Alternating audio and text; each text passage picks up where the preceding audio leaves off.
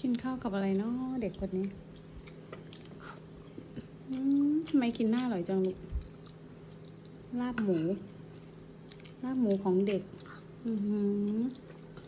กินแซบเด็กกินแซบไหนกินไข่แดงเยิ้มๆดิไข่ต้มไข่แดงเยิ้ม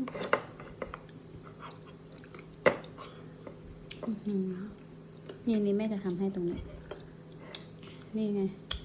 เจ้าเยิ้มขนาดนี้นี่เลยเต็มน้ำให้หน่อยค่ะเปิดเอาเองเชิญอยู่ไหนน้ำเธอเอามาเลยครับ